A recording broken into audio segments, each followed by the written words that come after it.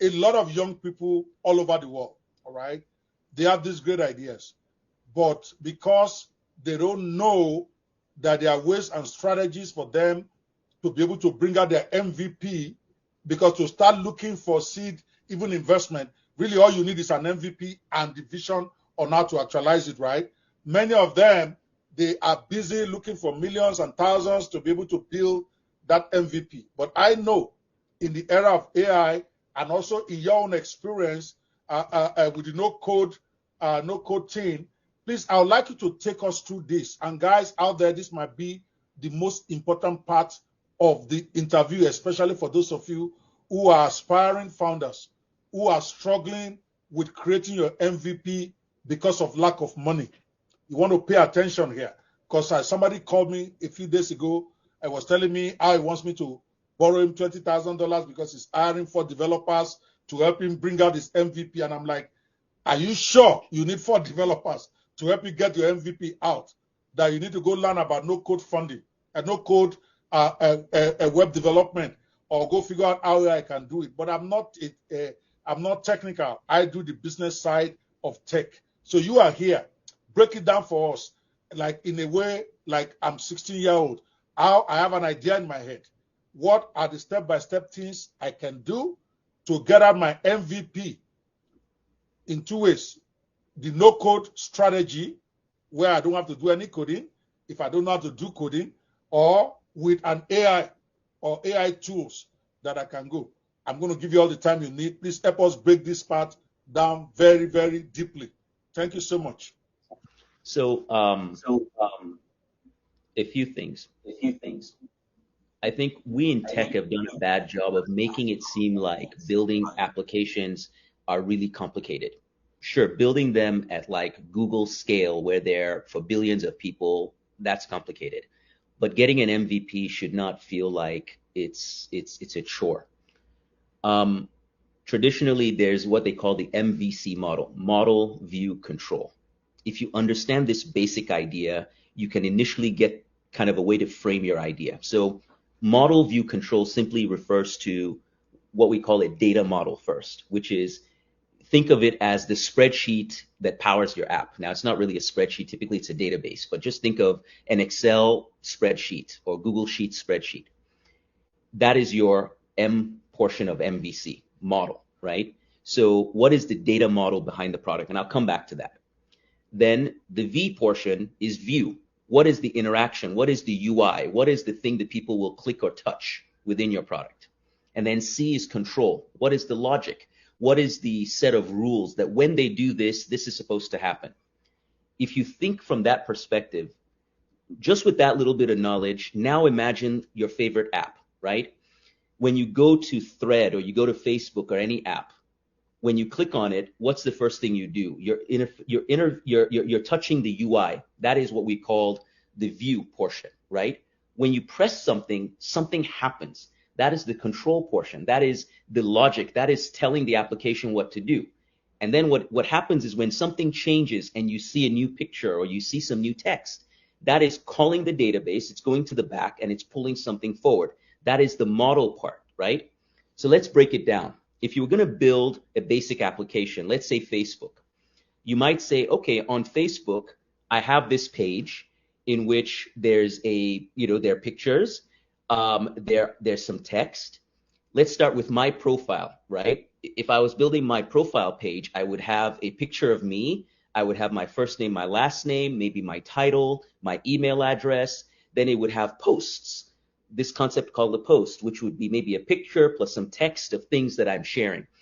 If you think of that in this MVC mode that we just described, the M is the model. So the data model is saying, oh, for each user of the app, they will have a first name, they will have a last name, they will have their email address, they might have a password. And then attached to each of these users is a concept of a post. Each post will consist of a title, perhaps a photo, some text, right? So you can start thinking of how would I put that into a spreadsheet? You would say, okay, now I'm going to open up a spreadsheet and I would say first line is, the first column would be name. Then beside name, you would say, okay, email address. Then you might have password, right? And so that begins your data model. right? Then you say, okay, I'm going to create another tab in my spreadsheet, and that's going to be this thing called a post.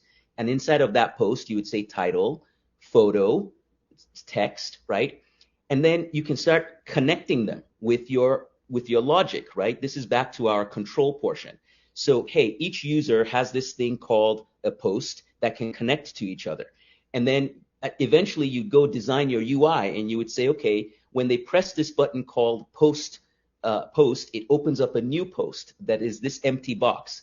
After they type, they hit send. It's going to then go ahead and send it to all of their followers. So the point is, if you start thinking in this model of MVC, or model view control, you can really start to break an app down almost as layers. Think of it as, what is the back-end data that I need to power this whole thing? What is the front end that people will touch? And then ultimately the middle part, the control, is when I touch this thing on the front end, what does it do on the back end? What calculation is it doing? What operation is it doing? Who is it sending it to? Is it sending an email? What is happening? And so if you just think of anything you're trying to build with that basic kind of framework, you can build almost anything. So let's park that for a second. Now you might say, well, I don't know how to code. The good news is, if you think of coding, I call it syntax. All coding is today used to be even more complicated before. The version of coding that most of us do today, in writing a whole bunch of funny characters on a screen, is simply what we call an abstraction. It's a layer on top of machine language, right? That's even more complicated. And so today, there's another layer on top of that called no code. And AI is almost a layer on top of that as well. So the no code layer says, let me take this basic thing that was a bunch of text, and let me turn it into a bunch of clicks. So if you want to build something with no code today, think of doing PowerPoint, or think of using Excel, right? As long as you can point and click in all these tools, in those tools today, when you're pointing and clicking, it's really just code behind all of that stuff. Except now you can code visually by connecting this thing to that thing. Then there are automation tools that basically take the same concept of visual stuff, but now when you connect these visual things, you're giving it rules. If this happens, then this should happen. When I click on this, I want it to send data here, and you can connect all these different things together. So hold on one second, so that I know you are going deep, and those who speak your language, they are hearing you. Can you mention a couple of the tools? And by the way, before we go forward, I've been getting back channel messages, people wanting to know how can they contact you, especially your F3 project. So whether it's a website or email you want to give me, something that is available publicly, you can send it to me privately. I'll put it on the screen. I didn't want to forget those of you have been asking. So if you can take a pause and maybe mention a few of those tools, or give them where they can, what search words they can use to find it if they don't have it readily available now, so that they can follow it. Because I trust me, there are guys who are making notes now who want to go execute what you are saying. So please, hope I didn't interrupt your thoughts. Go back to it. Thank you. No, not at all. So tools, if you think of what we described, MVC, model view control, on the model side, where you can start kind of creating your spreadsheet, my go-to tool that I tell everybody to go to, just as a place to start, you can use one of two things. You can go to Google Sheet. Now, I say this time I mentioned it, product. Google, I'm not trying to sort of, Google didn't ask me to come sell Google products, but Google Sheets is one of those basic tools that you can use for this stuff. And then the other one that I love personally is called Airtable. Again, just a tool that I love, but Airtable is one of those deceptive tools. It looks like a spreadsheet, is very basic, but it's a spreadsheet that's really a database. And what's great about it is you can start to sort of think about all of your logic in there first. So you can say, okay, your model, your data model. So you go in there and you start creating these tables, and you say, okay, each of these columns means X, Y, and Z, first name, last name, email address, all the stuff you need to connect, you need, and start doing that in Airtable. Then you say, okay, now that I have that, I need to start thinking about my logic. One of the tools that you can go to is called Zapier, Z-A-P-I-E-R. Zapier is a no-code way of stitching a bunch of tools together. So you go to Zapier and you say, okay, if this happens in, say, for example, you tell them to sign up on your website. But when they sign up on your website, you need to take what they've done, and now you need to send it to Google Sheets to store. So then you sign up, you type in on the website, and you say, as soon as they hit submit, send it to Google Sheet. And you go to Zapier and you'd say, you basically create a Zap that would allow you to connect your website to Google Sheets. And so you can start building your logic in a tool like that.